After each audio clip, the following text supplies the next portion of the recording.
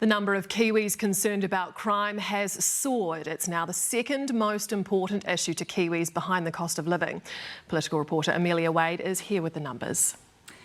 In the last quarter, crime was in the fourth spot, with 25% saying it was a key issue.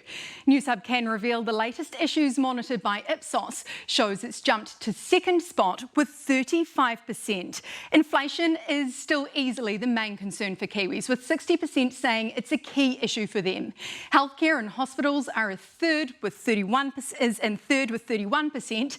Housing has fallen from second to fourth with 29%, and rounding out the top five, the economy with 27%. Today, David Seymour admitted that despite the coalition government being in power for more than 6 months, crime is still out of control. A man was stabbed in Papatoetoe last night by someone he knew. They were taken to Middlemore Hospital in a critical condition, but fortunately their condition has since improved. Armed police had to search 2 houses to take a person of interest into custody. Crime like this is a growing concern for Kiwis in the latest Ipsos Issues Monitor. Is crime still out of control? Yeah, I think it is, but the things the government is doing have not taken effect yet. Or, in Paul Henry's view, I think this country is deeply in the shit. He was the guest at the ACT Party's Central Auckland rally today and spoke to a room full of supporters who each paid $50 for the pleasure. I believe ACT could be the last cab on the rank, heading in the right direction.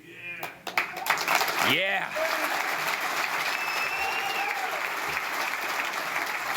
So, let's sort this shit out. His rallying cry came with a warning. National are treading too lightly, constantly looking over their shoulders at the last opinion poll.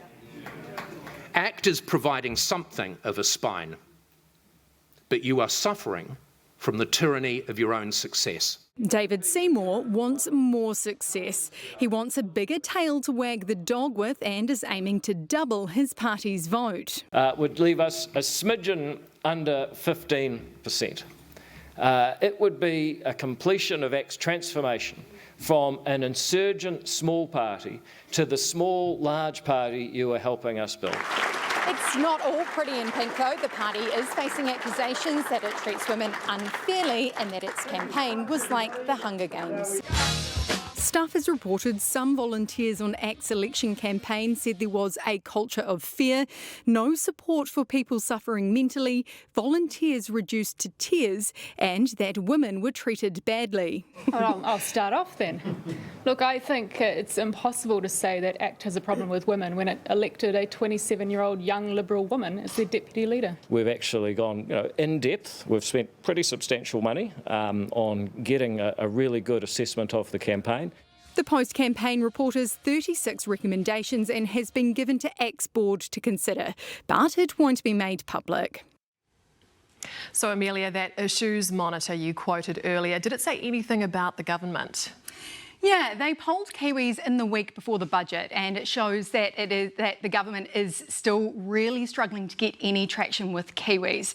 They gave the government a grade of just 4.6 out of 10, not even a pass grade. And what's worse is that's just a whisker above the worst mark that the previous Labor government got, which was 4.5 out of 10. And the bad news for them doesn't stop there. National is also losing ground on issues to Labor. Before the election, 8 of the top 10 issues that Kiwis thought were facing the country, National led on 8 out of 10, but that has now fallen to 4 out of 10, which is even Stevens with the Red team. Amelia Wade, thank you so much.